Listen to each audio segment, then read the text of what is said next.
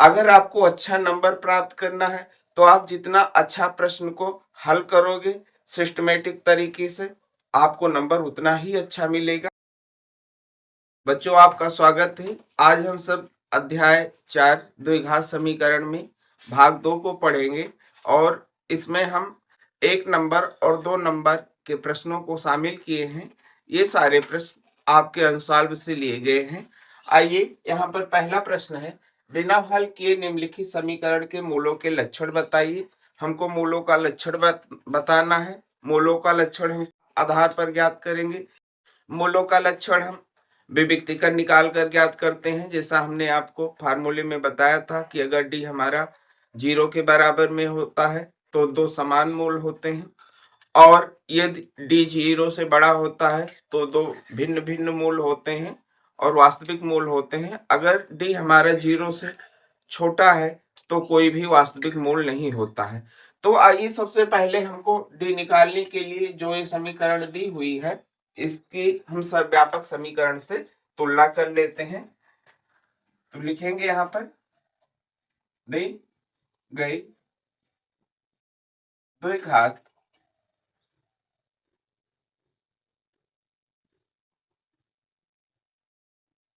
समीकरण की सर्वव्यापक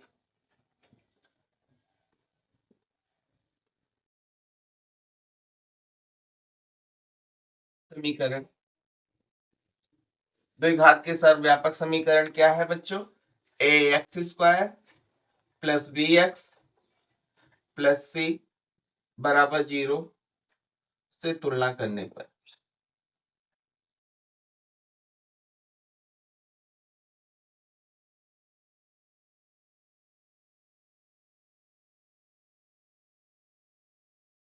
ये लैंग्वेज लिखना हमारा अति आवश्यक है। तो आइए, यहाँ ए बराबर √3 है और बी बराबर हमारा कितना है, -5 है, और सी बराबर हमारा 4/√3।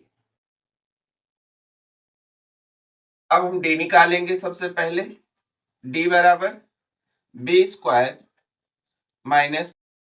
-4ac, बी -5 है, इसका हमने होल स्क्वायर कर दिया, -4, ये हमारा √3 है, और सी हमारा 4/√3। हम यहाँ पर देख रहे हैं एक √3 गुणा कर रहा तो एक √3 भाग कर रहा है, इसलिए √3 से √3 को हम काट देंगे। ये हमारा कितना हो गया, -5 गुणे -5 बराबर हमारा प्लस में 25 हो गया, और 4 का गुणा 4 से हुआ तो कितना हो गया, 16 हो गया। 25 से 16 निकल गया तो कितना बचा, 9। डी बराबर कितना हो गया, 9। हम यहाँ पर लिखेंगे, यहाँ डी ग्रेटर देन 0। डी आपका कितना है, 9 है, तो डी आपका 0 से बड़ा है। इसलिए दिए गए द्विघात समीकरण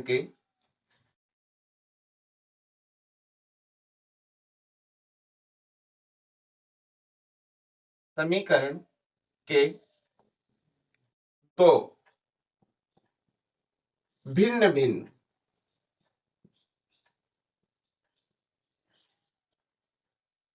वास्तविक मूल होंगे।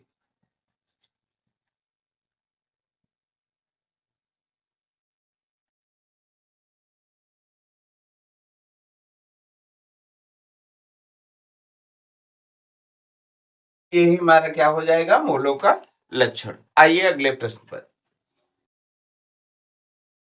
यदि द्विघात समीकरण px स्क्वायर -2√5x प्लस 15 = 0 के दो मूल समान हैं तो p का मान ज्ञात करो। मूल कब समान होगा, जब उसका विविक्तिकर 0 के बराबर में होगा, यानी d आपका किसके बराबर में होगा, 0 के बराबर में होगा। बच्चों अभी हमने पहले प्रश्न में जिस तरीके से लिखा कि दी गई द्विघात समीकरण का सर्वव्यापक समीकरण ax square plus bx plus c equal to 0 से तुलना करने पर आपको ये भाषा लिखना अति आवश्यक है। अगर आपको अच्छा नंबर प्राप्त करना है तो आप जितना अच्छा प्रश्न को हल करोगे सिस्टमेटिक तरीके से आपको नंबर उतना ही अच्छा मिलेगा। हम यहाँ पर केवल लिख रहे हैं तुलना करने पर, तो आप सब जैसे हमने आपको पहले प्रश्न में किया है उसी तरीके से लिखेंगे। तुलना करने पर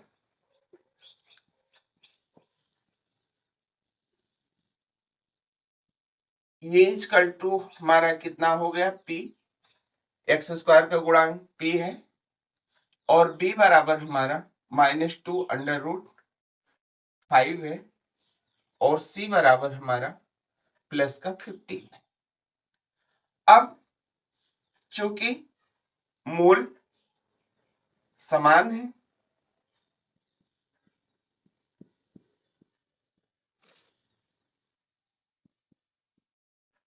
इसलिए d बराबर क्या होगा 0 के होगा, तो हम लिख देंगे d बराबर स्क्वायर माइनस 4ac में a कामा b और c के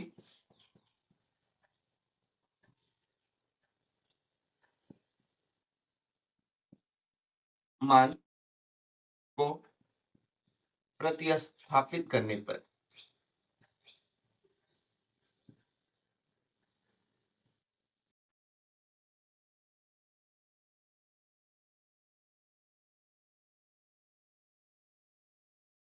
देखो यहाँ पर d हमारा मूल समान है तो d 0 के बराबर में होगा, तो हम इसको इस तरीके से लिख लें।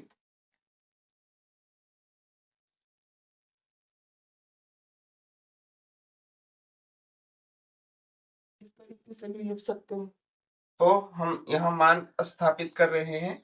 a का मान हमारा, b का मान पहले रखेंगे, b का मान कितना है 2√5 का होल स्क्वायर -4, a का मान कितना है p है और c का मान कितना है 15 और d हमारा 0 के बराबर में है। आइए इसको कैलकुलेट कर देते हैं। -2 से गुणा करेगा तो ये प्लस का 4 हो जाएगा और 5 के ऊपर अंडर रूट लगा हुआ है तो ये होल स्क्वायर अंडर रूट को कैंसिल कर देगा, तो ये कितना हो जाएगा 5 हो जाएगा। अब 4 5 का गुणा हमारा कितना हो जाएगा 20 हो जाएगा। माइनस यहां हम देख रहे हैं 4 का गुणा किससे होगा 15 से और p से होगा, तो संख्या संख्या का गुणा कितना हो गया 15 चौके 60 और p का गुणा भी कितना हो गया 60p बराबर में 0।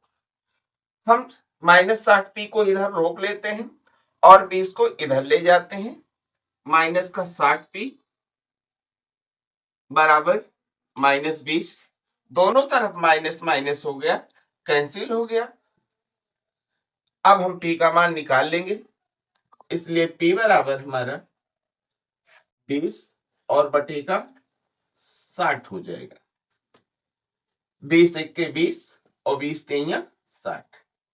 p का मान कितना आ गया हमारा 1/3। ये हमारा क्या हो जाएगा आंसर हो जाएगा। आइए नेक्स्ट क्वेश्चन पर। गुणनखंड विधि से निम्न द्विघात समीकरण के मूल ज्ञात करो। आइए इसका मूल ज्ञात करते हैं। सबसे पहले एक्स स्क्वायर के गुणांक का हम अचर पद c से हम गुणा कर देते हैं, तो 100 और 1 का गुणा कितना हुआ 100 हुआ और 100 का हम अभाज्य गुणनखंड बनाएंगे 2 25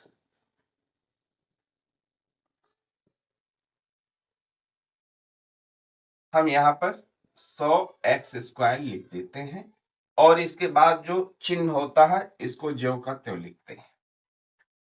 अब हमको जोड़कर या घटाकर 20x के बराबर में लाना है, तो 2 पंचे 10 और 2 पंचे 10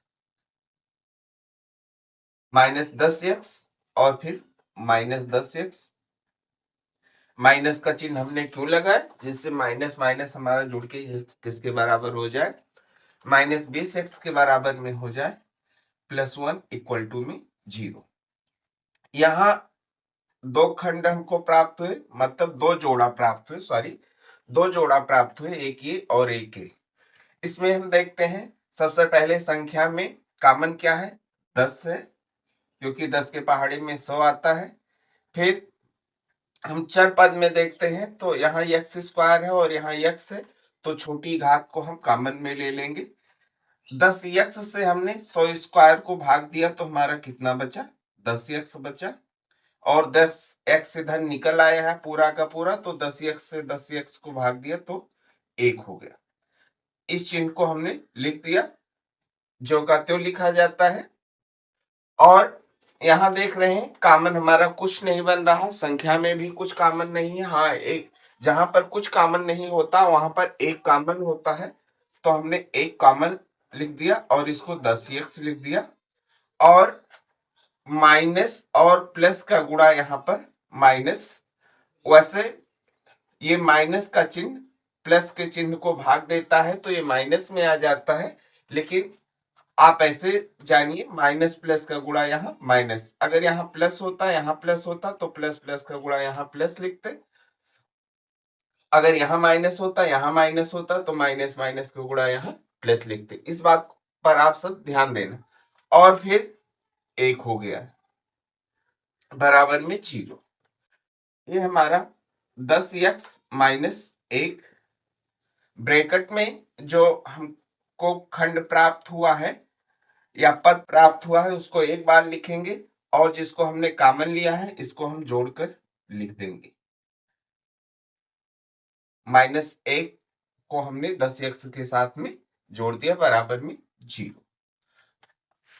लिखेंगे यदि 10x -1 बराबर 0, तब 10x बराबर 1 हमारा इस साइड में जाएगा, इधर माइनस में है, यहाँ प्लस होगा, इसलिए x बराबर 1/10। पुनः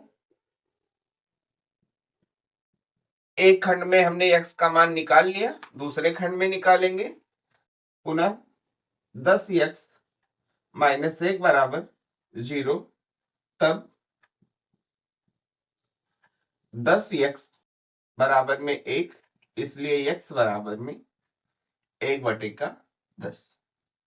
x के दो मान प्राप्त हुए, एक खंड से 1/10 और दूसरे खंड से भी 1/10 प्राप्त हुआ, तो x बराबर 1/10 और कामा 1/10 लिख देंगे। इस समीकरण के दो मूल प्राप्त हुए और दोनों मूल समान है, यही आपका क्या होगा, आंसर होगा। आइए अगले प्रश्न में, x - 1/x = 3 के मूल ज्ञात करो।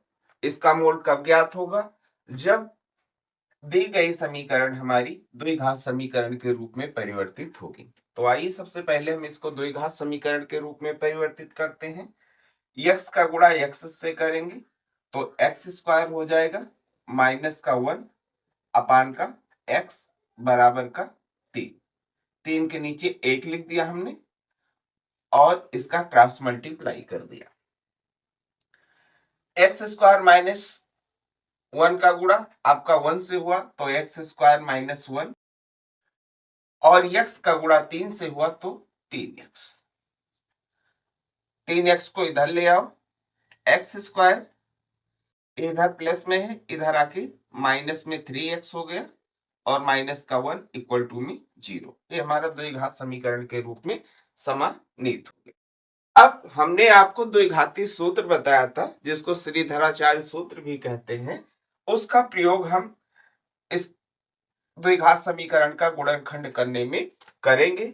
क्यों करेंगे, यहाँ पर हम देख रहे हैं कि मध्य पद है हमारा, ये 3x है, जबकि यहाँ पर भी है 1 है और यहाँ पर भी 1 है, और 1 1 का गुणा हम करेंगे तो एक ही प्राप्त होगा और अभाज्य गुणनखंड भी एक ही प्राप्त होगा। इसलिए जो है इसका मध्य पद हम नहीं तोड़ सकते। इसलिए इसका मूल ज्ञात करने के लिए हम द्विघात सूत्र का प्रयोग करेंगे। तो आइए, सर्वव्यापक समीकरण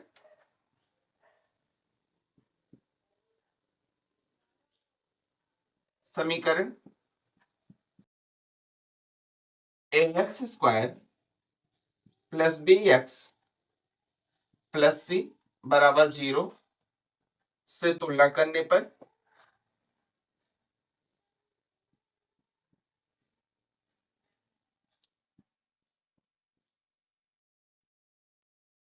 तुलना किया हमने तो ये बराबर कितना होगा, एक। एक्स स्क्वायर का गुणांक कितना है, एक लिखा नहीं जाता जैसा आप सब जानते हैं। b बराबर आपका कितना है, -3 है और c बराबर आपका -1 है। लिखेंगे हम यहाँ पर ये कामा b और c के, सॉरी यहाँ c लिख लेंगे, c के मान को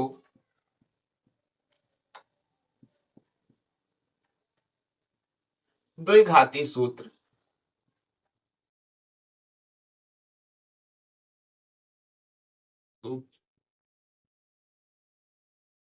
में रखने,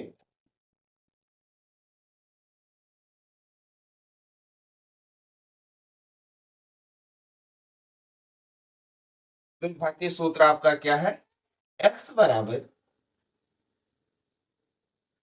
-b plus minus under root b square -4ac और अपान में 2e।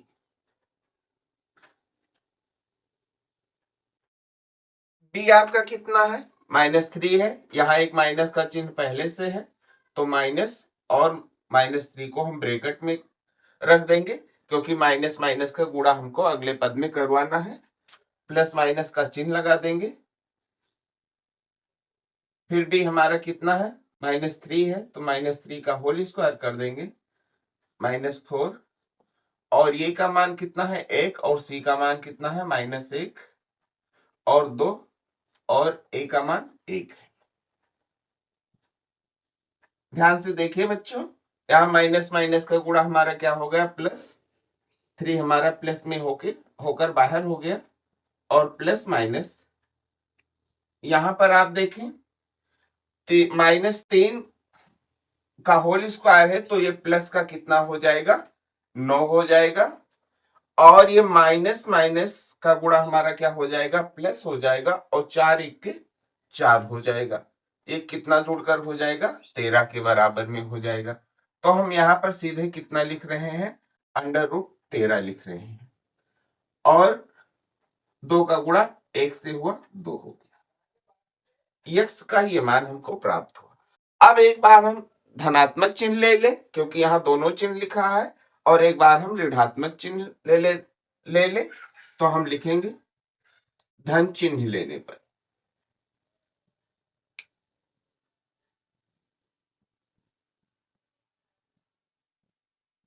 धन चिन्ह लेंगे तब आप x बराबर 3 प्लस √13 और बटे का 2 लिखेंगे। फिर ऋण चिन्ह लेने पर